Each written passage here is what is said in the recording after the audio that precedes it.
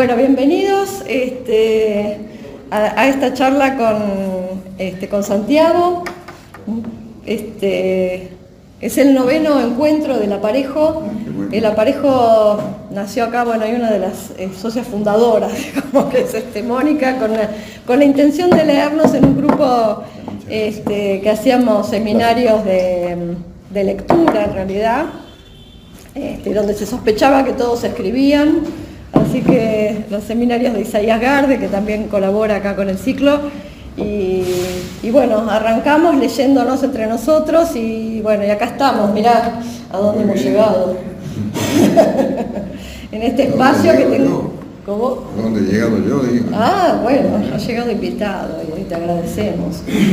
Así que vamos a agradecer también al espacio, a la gestión de Omar Barra, que la tenemos acá.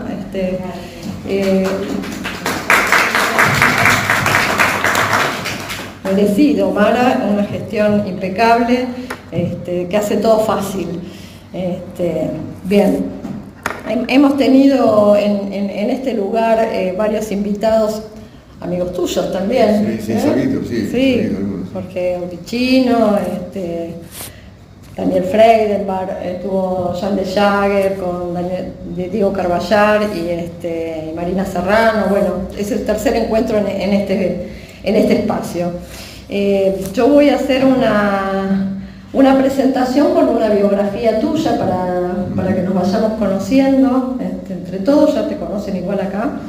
Y yo me anoté una serie de cosas con las que me gustaría hablar con vos. Ahora, resulta ser que yo me planteé un montón de temas con los que me gustaría conversar,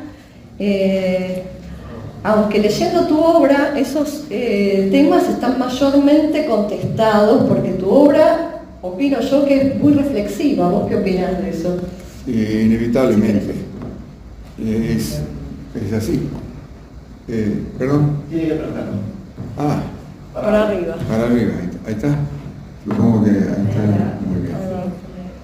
Sí, creo que responde a mi temperamento reflexivo y de mirar por bajo el agua y sacar conclusiones, o tratar de no sacarlas, pero bueno, en fin, la reflexión está en todos los pueblos. Yo me acuerdo, Javier Aduy, que una vez escribió una reseña sobre un libro mío, me acuerdo porque acertó desde el punto de vista mío, no sé, desde el punto de vista de los demás.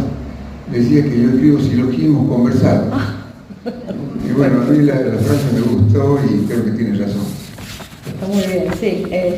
Realmente hay todo tu procedimiento está muy expuesto en tu obra.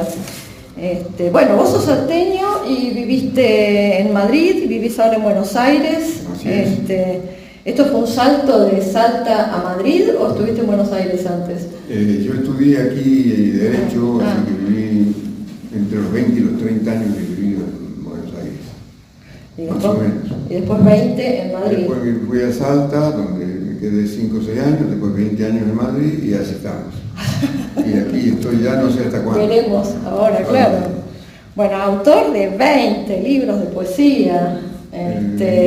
No sé si esto está actualizado. Puede ser, sí, seguramente. Bueno, una veintena, digamos.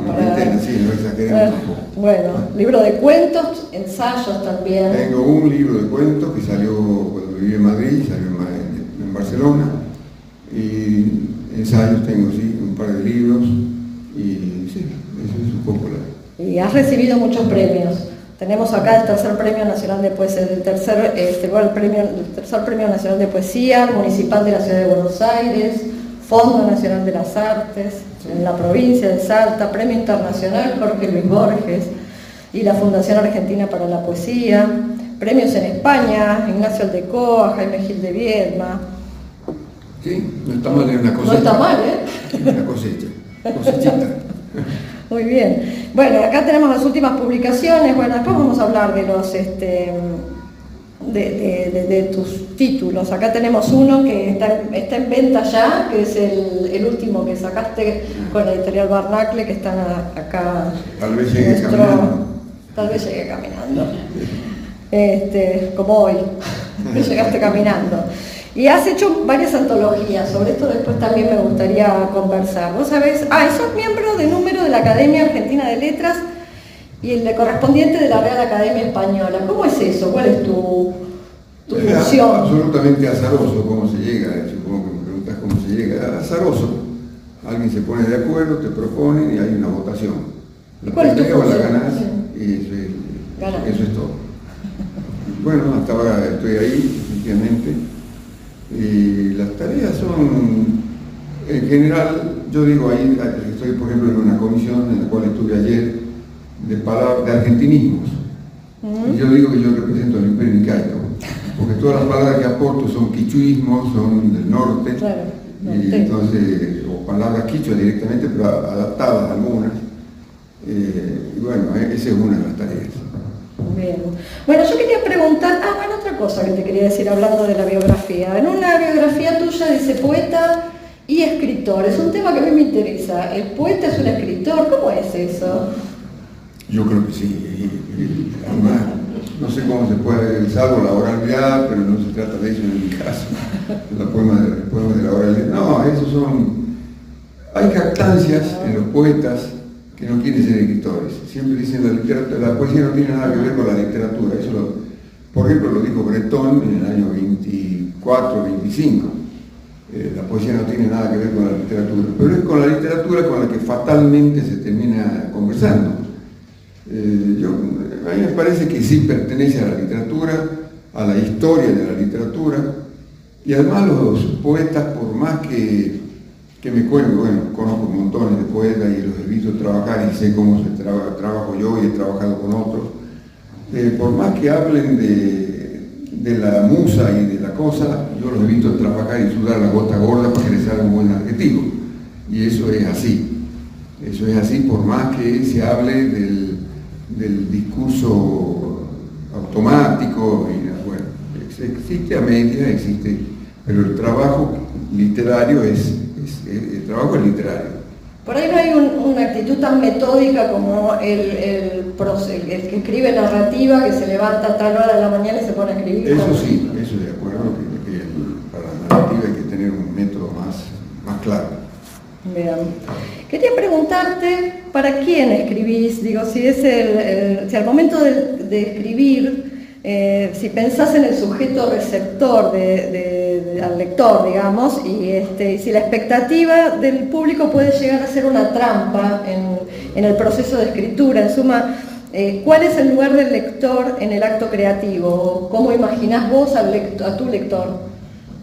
Yo creo que hay varios momentos. Yo creo que el momento de la ocurrencia, digamos, cuando llega algo que uno no piensa en nadie, piensa en el hecho en sí mismo, en esa ocurrencia, en el flash, que ha llegado algo.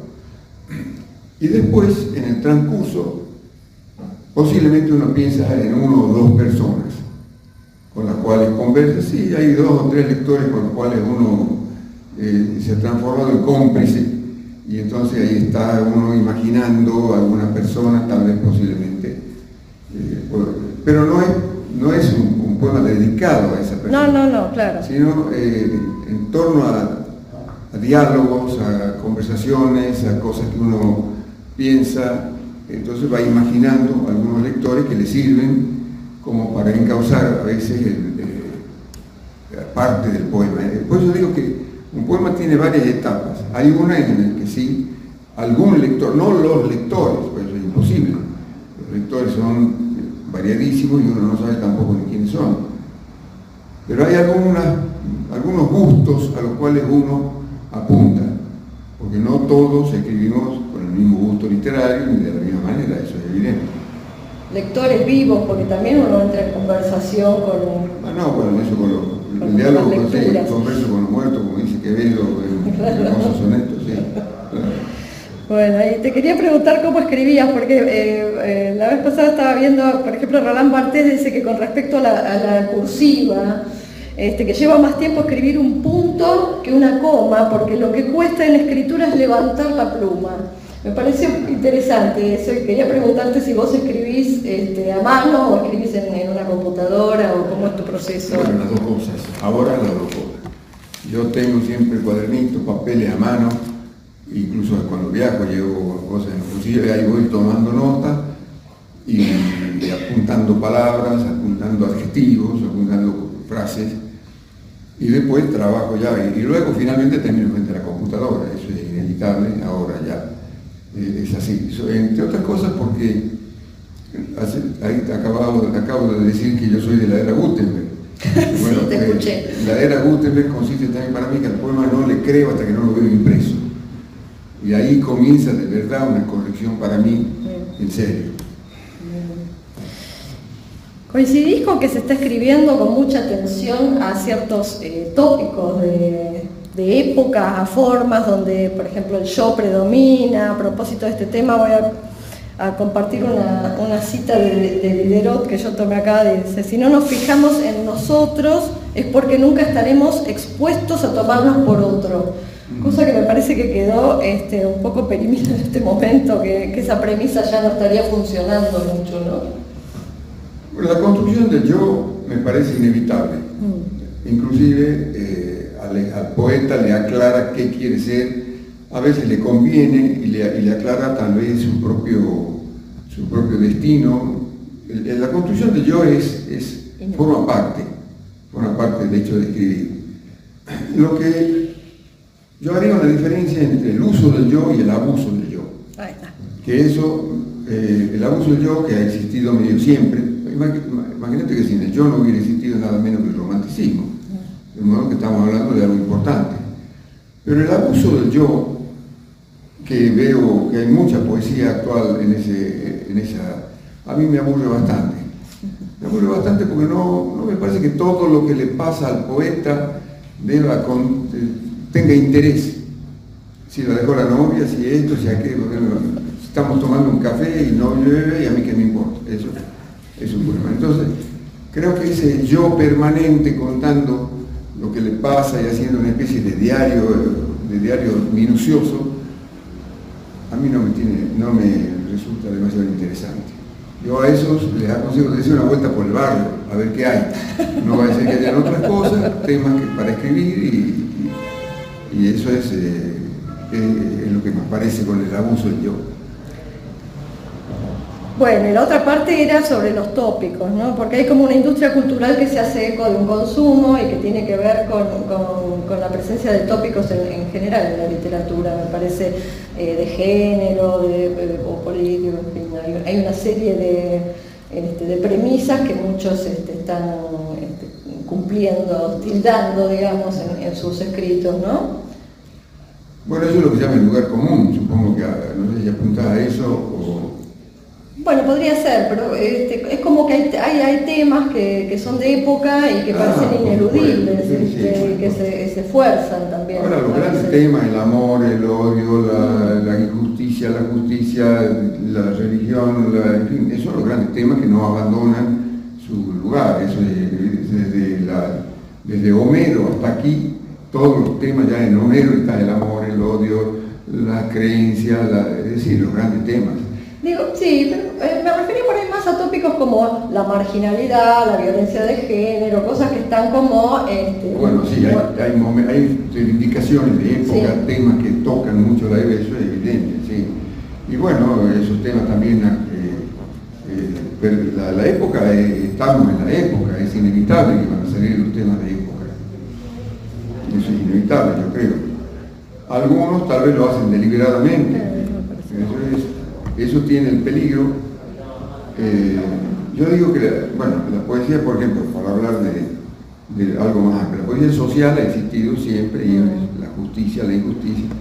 La poesía política ya acerca un dato más, y luego está la poesía militante. Sí. Y ese problema, yo creo que la poesía militante y mucha poesía política tiene un problema, que es que se termina escribiendo para convencer al convencido.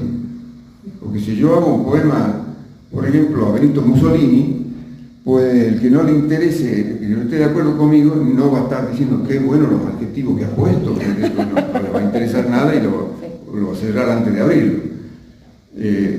Entonces son grados de interés de ese. Bueno, por eso también hay que tener cuidado con esas reivindicaciones, cómo se las hace para no trabajar de esa manera, ¿no? Eso de convencer al convencido o escribir para la secta, para los propios, puede ser una limitación. Y otra cuestión, de hecho lo es. Lo es, sí. Y otra cuestión de época son las cancelaciones, ¿no? O sea, ¿usted cree que el escritor se autocancela para no ser cancelado por ahí? Es una cuestión muy de época. Eso de la cancelación a mí me parece de las cosas más odiosas que hay. Porque se juzga con los valores de hoy lo que ha ocurrido hace 100 años o hace 200 años.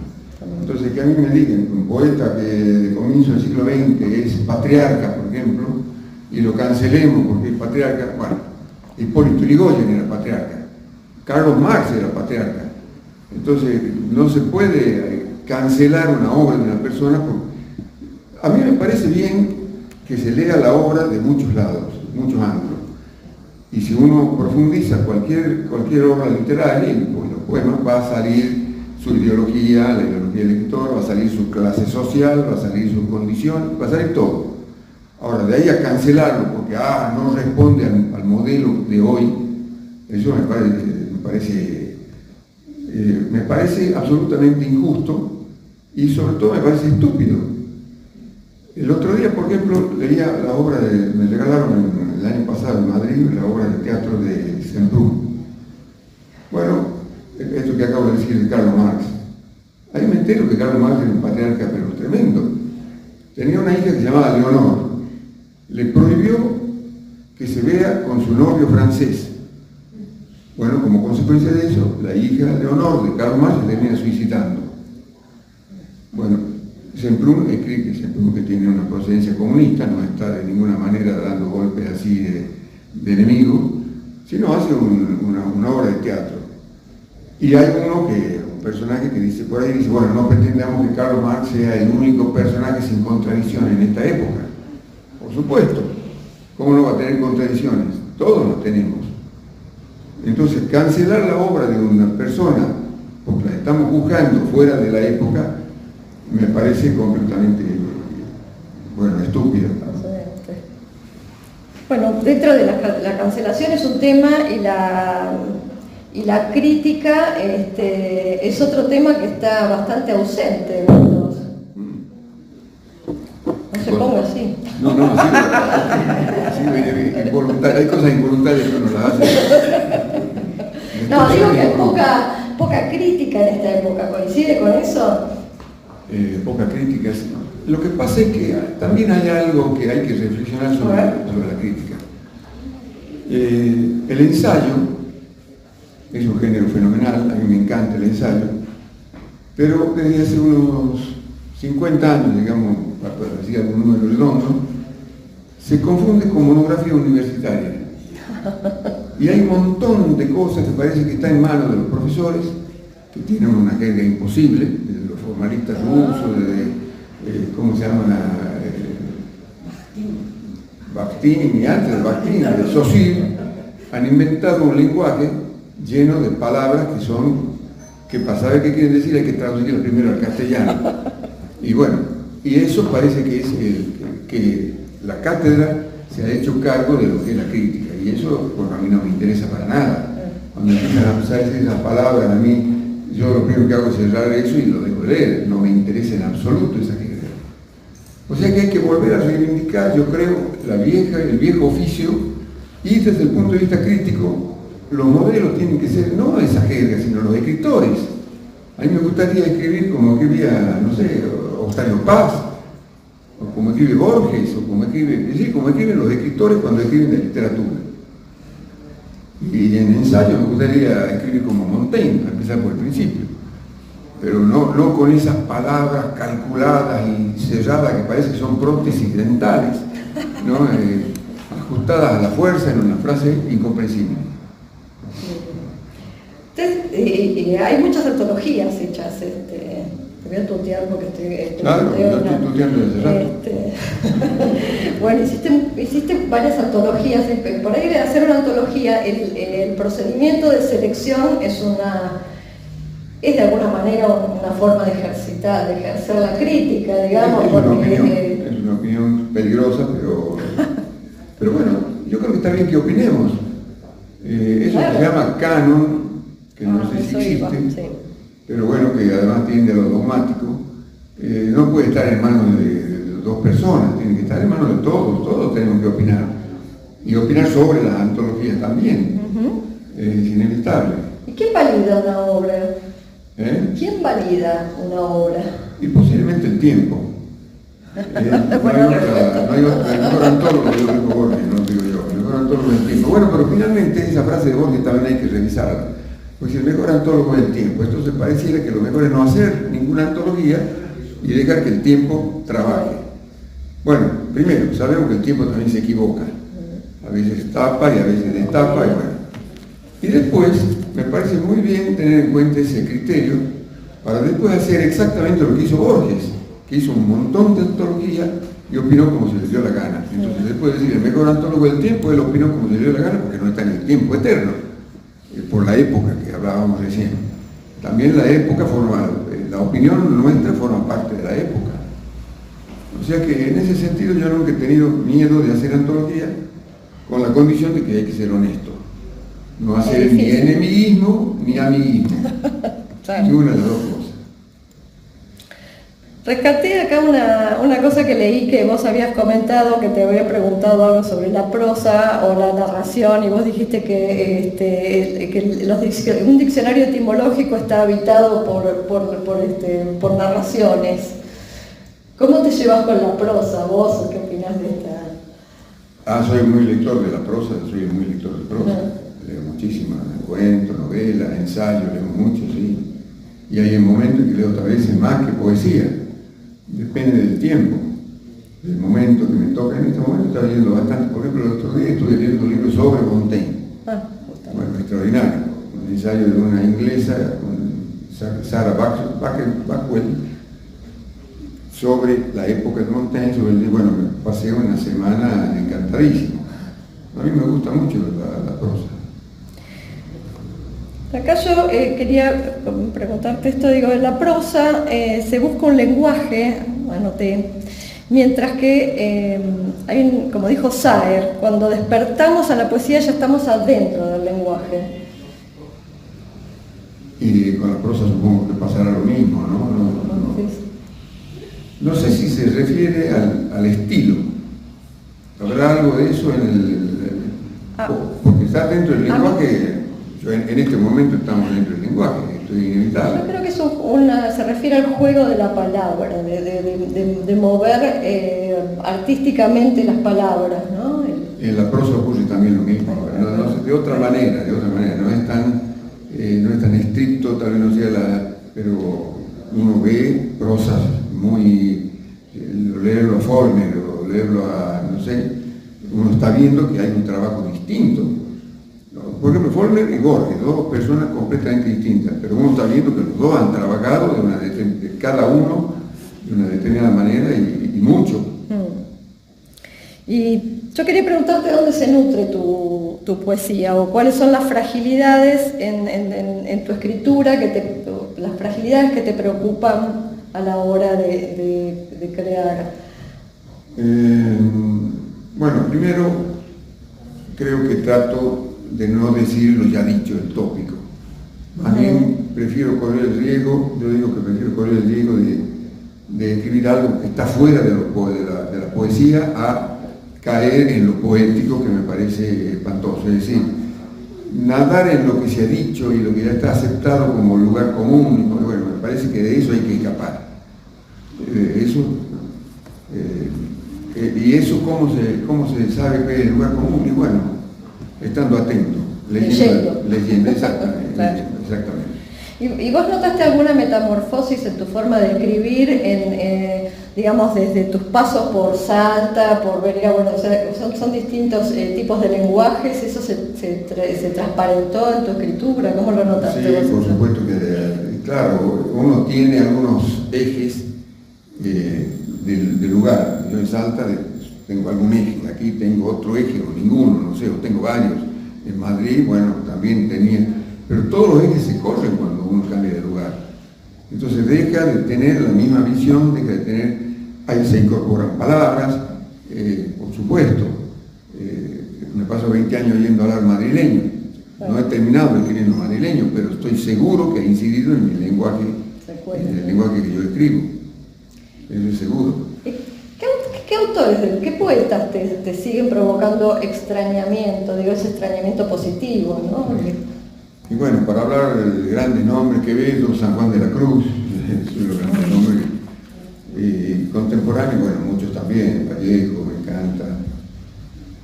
Ayer estuve en un acto de homenaje a Joaquín Januzzi para hablar de... No, sí, estuvieron, sí. Que fue interesante y fue afectuoso, ha sido un amigo muy querido. Y también es un poeta que me parece que está por suerte vivo en un país que tiene un montón de amnesia, porque este es un país amnésico. Nos olvidamos. La vez pasada pasó una mexicana, me dice, en México, quejándose, me decía, en México hay que morirse para que te caigan en cuenta. Digo, al ver de aquí, en cuanto te morís, el que muere pierde. Pasás al olvido de la manera más... Y es cierto, sí. Uno va a una librería a ver encontrar un libro de Banch para hablar. No, imposible. No hay. De Vega Molina. Salvo los tres consagrados, Borges, Lugones y no sé qué más, no se halla nada. Lugones no se lee mucho tampoco. Bueno, pero tiene más suerte. Con razón. Bueno, sí, ese es un socio fundador. A ver, yo escribí acá una pregunta, pero yo fui tomando nota a medida que iba leyendo tu obra. Le digo, así como pareciera haber una selección azarosa de los recuerdos en general, digo, ¿no? La gran incertidumbre de los mecanismos de la evocación, de que no sabemos mucho cómo se producen. Así, digo, hay una selección salteada de los temas, las palabras, las imágenes en una obra. ¿Hay algo arbitrario en la configuración de una obra, de tu obra? Se juega con lo arbitrario, por supuesto. Se juega con lo arbitrario de lo que va cayendo. Y yo creo que se trabaja también sobre eso, sobre esa arbitrariedad. Finalmente terminas respetando algunas cosas que se te han ocurrido, aunque no estén dentro del código que venías trabajando. Eso ocurre. No es que uno respeta totalmente lo que ha escrito para tener un estilo, no. Se cuenta con esa arbitrariedad incluso para moverse un poco, desfasarse un poco, correrse de lo que venía escribiendo y modificar. Si no, sería muy aburrido también. Si no tuviéramos la intención de modificar lo que uno trabaja, estaríamos aburridos ya. Es verdad. Bueno, te voy a hacer otra pregunta que me anoté acá. Yo puse, se aprecia en tu obra la capacidad de aislar elementos de la jerarquía usual de salidos de su significado. Así aparecen palabras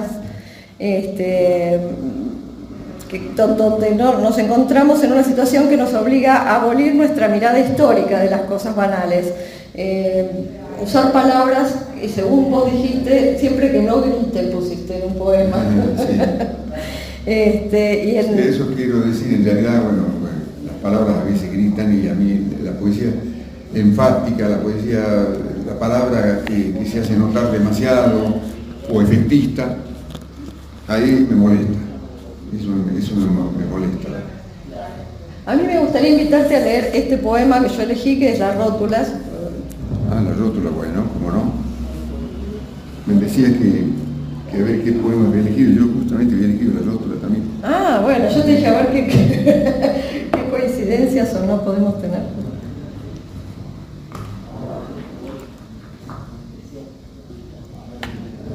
La rótula. De la rótula conozco sobre todo la palabra rótula. No sé qué sabe la rótula de mí.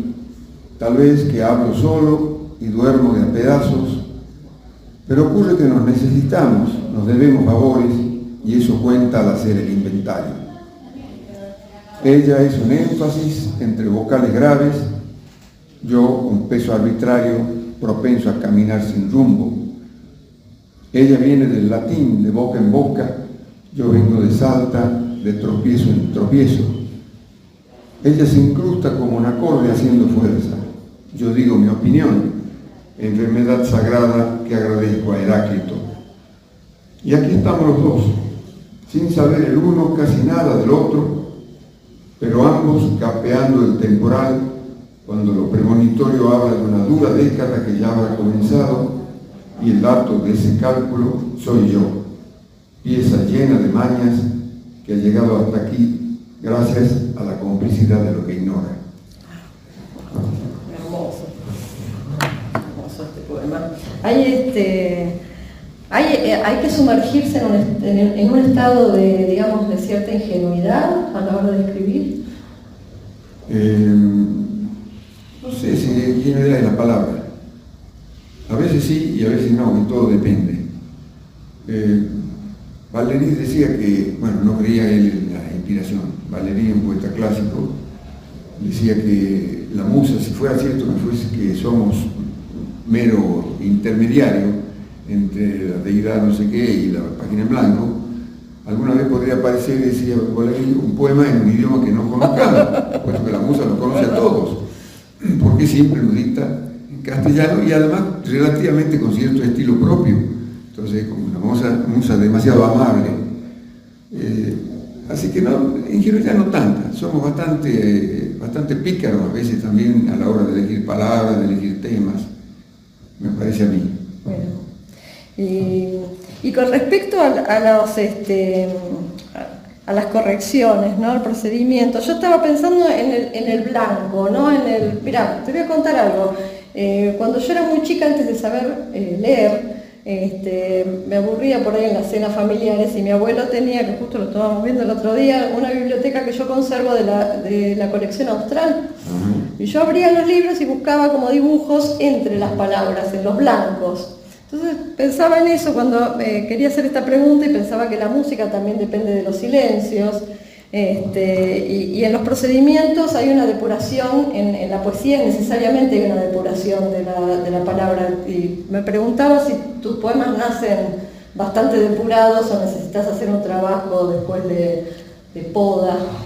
Yo digo que escribo rápido y corrijo despacio.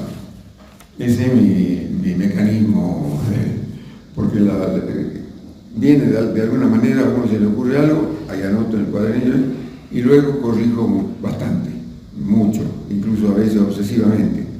Depende del poema. Porque también hay poemas que salen casi hechos. Inclusive alguna vez he publicado poemas, en un caso por lo menos, que lo he soñado exactamente como lo he escrito.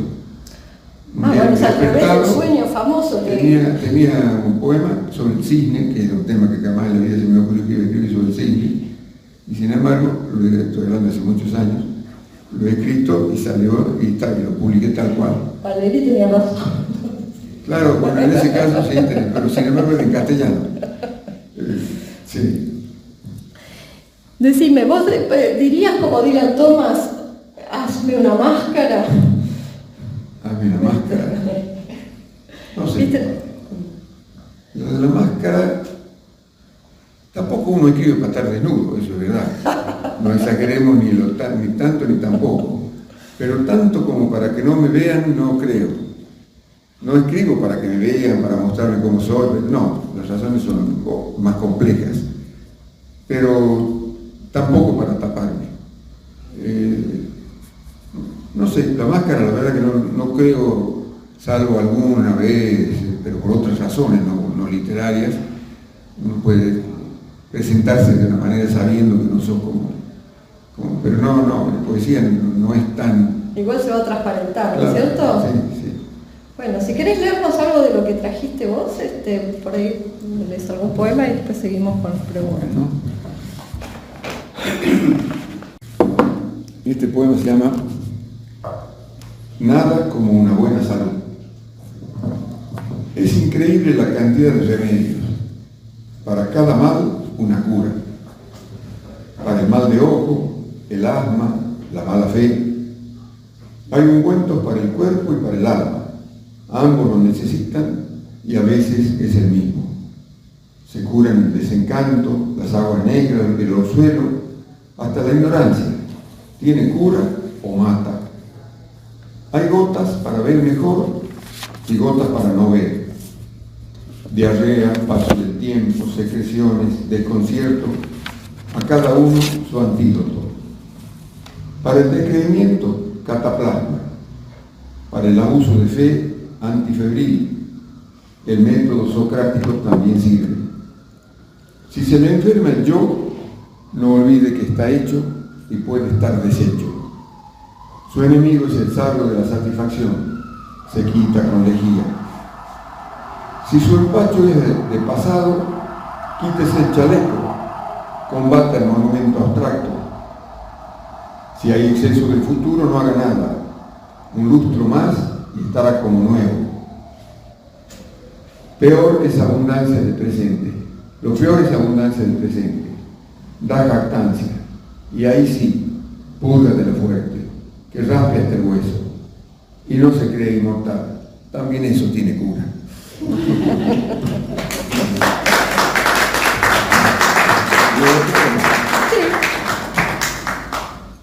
A ver, este se llama el alma en problemas.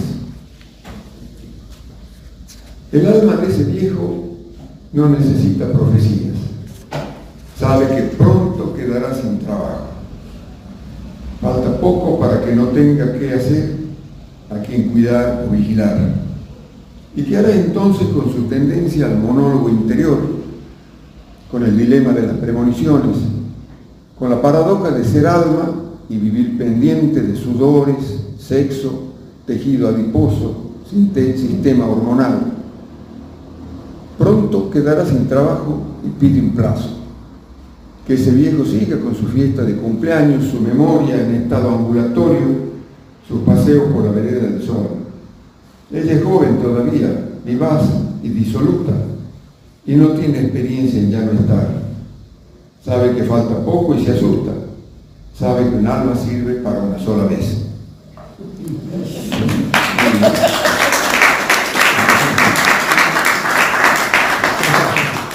Ahora seguimos. Nos va a salir algo más después. Sí, dicen acá. Muy bien. Con apoyo. Ahí está bien. Mira lo que te pregunto.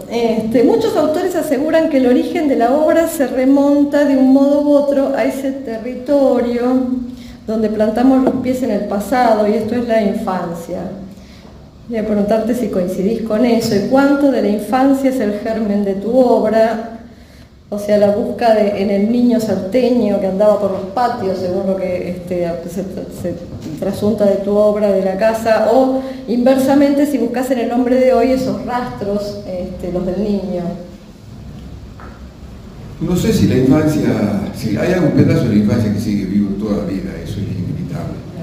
Sobre todo cuando en el caso mío tengo una infancia bastante feliz, o bien protegida, no sé, una buena infancia.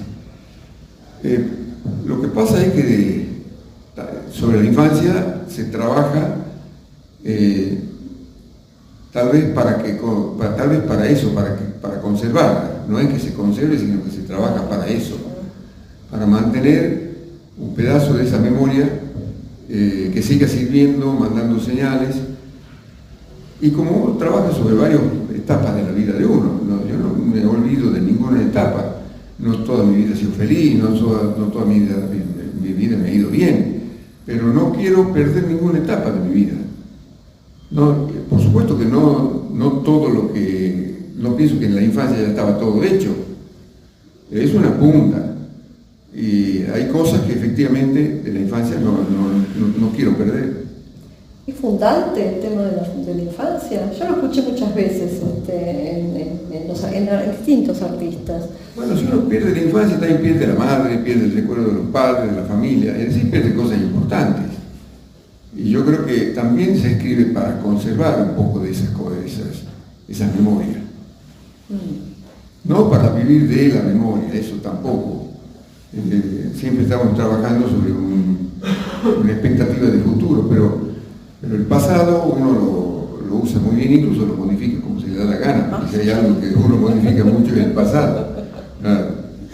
El futuro, por ejemplo, no lo puedo modificar, eso ya no depende de mí. Pero el pasado algunas veces sí. Y probablemente esta buena infancia también tenga que ver con tu carácter de hoy. Yo te escuché algunas cosas. ¿Te gusta el tango a vos? Sí, mucho. Pero no es el pesimismo del tango. Vos tenés una actitud optimista en general. La filosofía del tango no me gusta. Ahí está. Eso es lo que puedo decir. La filosofía del tango tiene un prestigio, el prestigio del fracaso, por ejemplo. Primero andar y al fin andar sin pensamiento, como dice Naranjo Flores, eso me parece horrible. Andar sin pensamiento es como dormir en la calle, no sé. Bueno, el prestigio del fracaso está en el tango.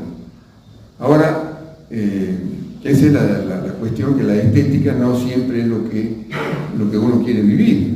La estética, a mí me encantan los tangos, me encanta todo lo que significa desde un punto de vista. Lo que no quiero es vivir vida de tango. Eso prefiero no, que me dejen la economía, que tampoco es una vida de samba, es de chacarera. Pero digamos, no me gusta el prestigio del fracaso, por ejemplo. Filosóficamente, y bueno, el tango está eso. Está eso. ¿Y el folclore también te gusta? El folclore me gusta el mío, el que yo elijo. Ajá. Así el folclore en general, soy incapaz de pasarme una tarde oyendo samba y chacarera, o chamamé no me gusta ni la palabra, pero lo que yo elijo, algunas cosas sí me encantan.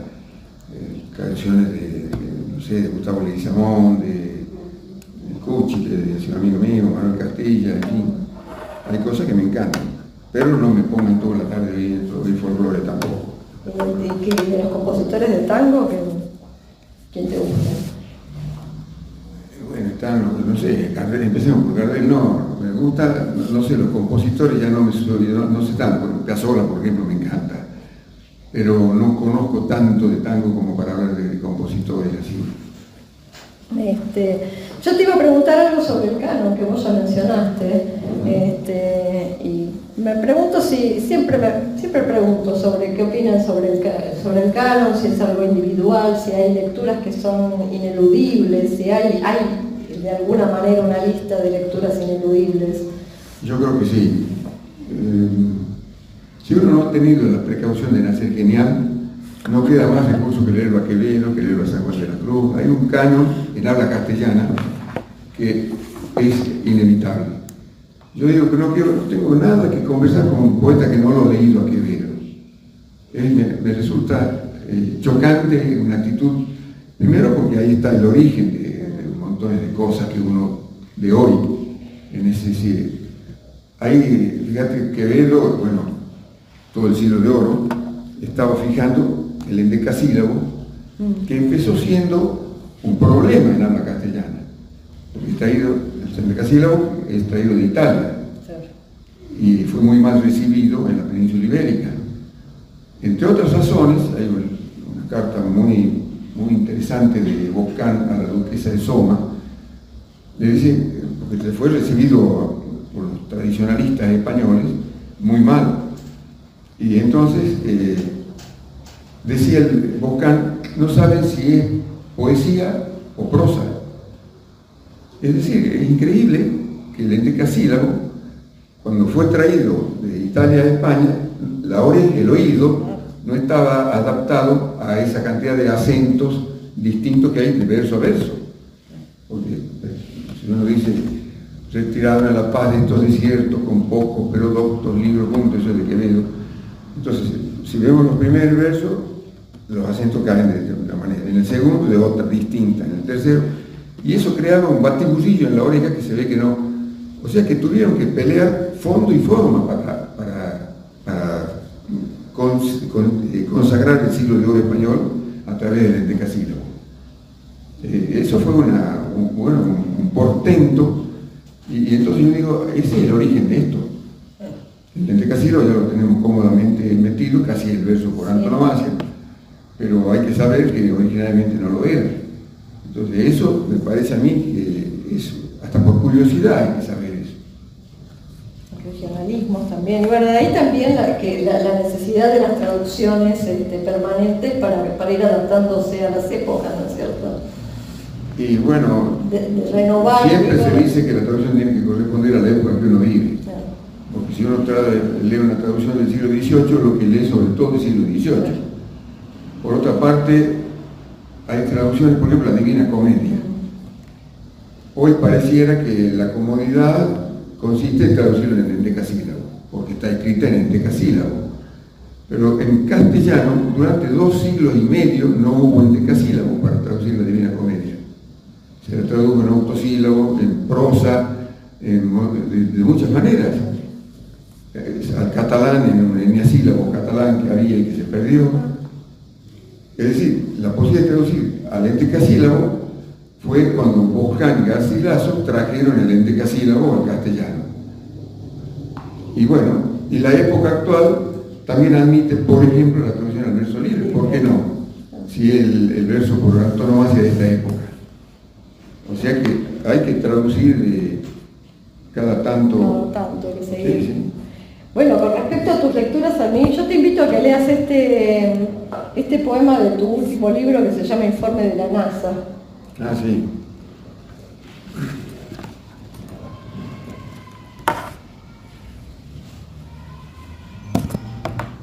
El informe de la NASA.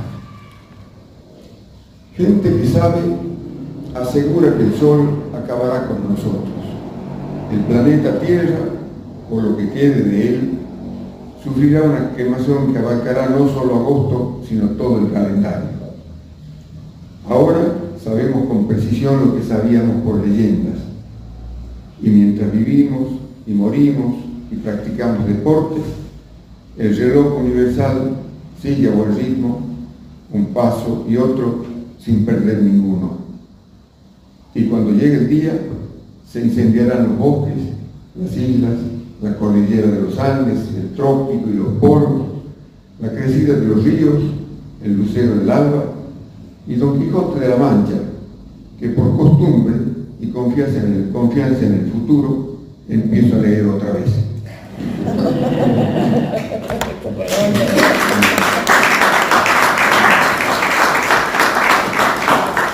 Bueno, yo te voy a invitar a leer algunos poemas más de tu selección. Ya vamos redondeando la charla y después me va a quedar una pregunta final. Bueno, la pregunta final. Ah. Que he marcado aquí porque los otros está marcado. Bueno, este es un poema bastante antiguo, pero que capaz que se llama Retrato. O sea que capaz que no sea tan antiguo. Esta cara es también las otras que alguna vez ha sido. Este pelo blanco, en cambio, no es el otro, pero cumple su tarea con la misma fe. El brazo izquierdo, con un reloj en la muñeca, pregunta la hora cada rato. El derecho acerca la comida, se estira hacia el teléfono y dispone de una mano que no tiene descanso, una mano que detuvo un camión en Payogasta.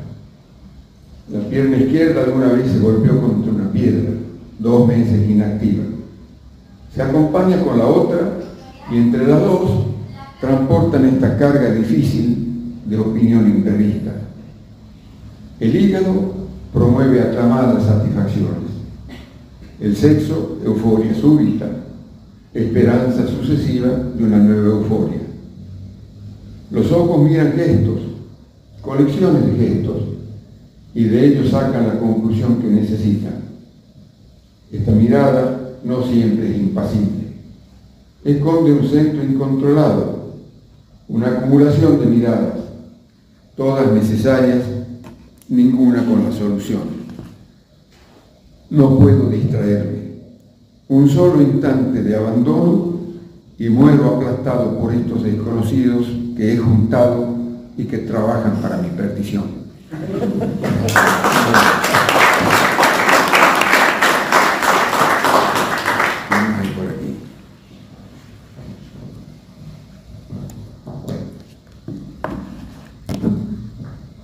Mujer en la esquina. Versa sobre eso, sobre una mujer en la esquina.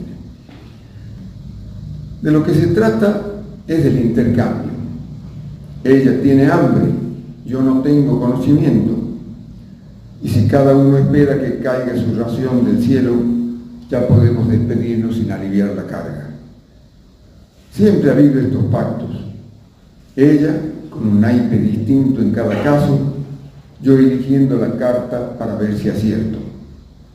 Ella, yegua de Parménides llevándome camino arriba, yo olfateando el rastro con precipitación. Y así, necesitados ambos de lo que el otro tiene y no guarda para sí, buscamos lo excitable de la especie para alcanzar el peso, la saliva del otro, la célebre unión de las mitades. Ella siempre con historias exitosas, todas tristes, y yo atestiguando lo que he dicho, que si espera en la calle, se debe al intercambio. Si entra en el bar y llama por teléfono, si disloca hasta morir la mandíbula del alma y se ríe cuando corresponde llorar, se debe al intercambio. Esas partes separadas en busca de lo mismo. Y es todo lo que sé, pero ella sabe más. Sin salir de la esquina, conoce el mar por el tripulante a deshora, el mercado por el olor de las manos, la vaca por el carnicero. Y si no quiere ni oír hablar del corazón, acostumbrada como está a la charla, es porque sabe que ahí cruje la madera. El corazón es puro esteticismo.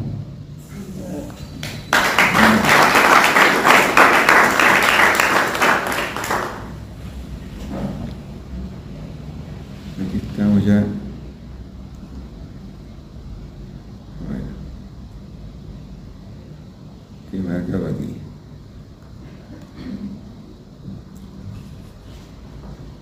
Un propósito difícil de cumplir. Ir al extranjero, ¿dónde queda eso? ¿Es el sitio de otro idioma, de otra religión? Hay desconocidos, distinta comida, turbante, capa, colores inusuales. Este es un mundo sin secretos desde el siglo XX, tierra sin misterios, explorada hasta el hueso. Las cataratas son fuentes de energía, los desiertos una pista para competencias, el fondo del mar una curiosidad turística.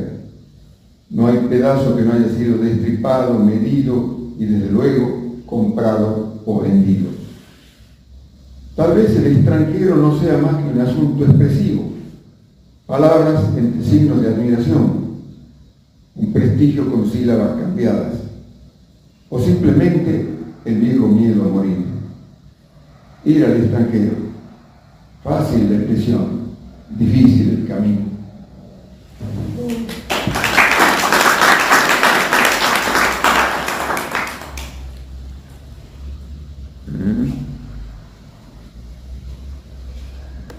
Bueno, ¿podría cerrarlo aquí o no?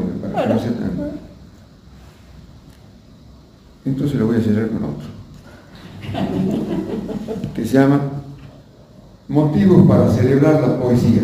Hay más. Dos puntos, hay más. Gracias a la poesía por ser versátil, implacable, arbitraria, tenaz. Gracias por hacerme caminar y caminar como si quisiera llevarme a todas partes.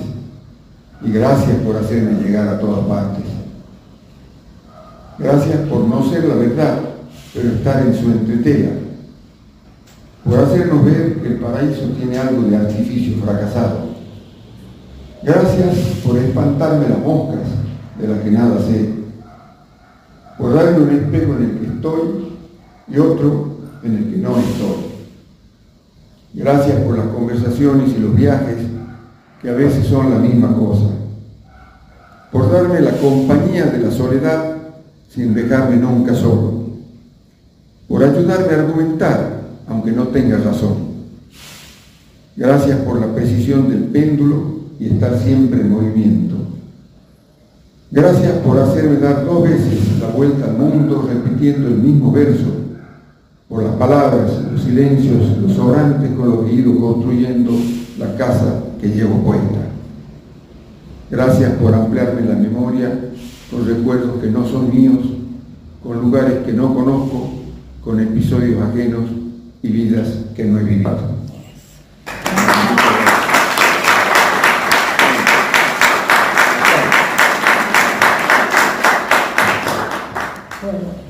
ustedes coincidirán conmigo que yo empecé diciendo que las preguntas que te iba a hacer se contestaban en tu obra. Yo creo que con este poema que vos leíste es un claro ejemplo de que hay un montón de cosas que se contestan con tu propia obra. Así que, bueno, yo pregunto, ¿qué sigue ahora? ¿Estás preparando algo? Estoy preparándome yo, en primer lugar, para lo que viene, que no sé qué es. Y ya tengo que prepararme. Lo que sí, te decía hace rato que por suerte me dedico a escribir y a leer y no a jugar al rugby, porque si no ya estaría bajo tierra. Porque hago eso, escribo, leo y pierdo y gano tiempo. ¿Y cómo te das cuenta que ya hay un libro? O sea, ¿es un cúmulo hasta determinados temas? ¿O ya escribí tantos poemas, ya esto puede pasar a publicarse? Hay libros que han sido más armados de entrada, temáticamente, inclusive tengo libros que son temáticamente unitarios. Entonces eso es más. Ahora, ¿cómo se hace un libro? Y no sé, hay un momento en que hay que poner un punto final. Y yo creo que eso es lo sale por distintas razones. Este último libro me lo he puesto al punto final Alberto Cisneros. Sí. Porque llamamos que tenía un libro y resulta que tenía un magma. No tenía un libro, tenía un magma. Le pasé parte de ese magma y eso está bien, bueno, está bien, ya está. Salió así. No tuve mucho tiempo de armarlo, de reflexionarlo como otros que son. Y bueno, no sé, capaz que esté bien. Está bien, así que estuvo bien. Bueno, esperaremos los próximos poemas. Voy a leerlo, ¿me permite? Voy a leer lo mejor de este libro. Es cortito. Es cortito porque es una copla anónima y popular, de donde sale el título de este libro. Dice: vengo desde no sé dónde, salí no me acuerdo cuándo, voy yendo a ninguna parte, tal vez llegue caminando. Ya no tal vez llegue caminando. Te agradezco mucho tu presencia, la claridad de tus conceptos y tu amabilidad y tu sentido del humor. Nosotros no nos conocíamos antes y estaba un poco intranquila con esta cuestión. Es una ironía final divina, todo. ¿Viste? Mirá, opinamos lo mismo. Así que muchas gracias a ustedes por la atención y gracias también. por la invitación. A vos, Santiago. Gracias.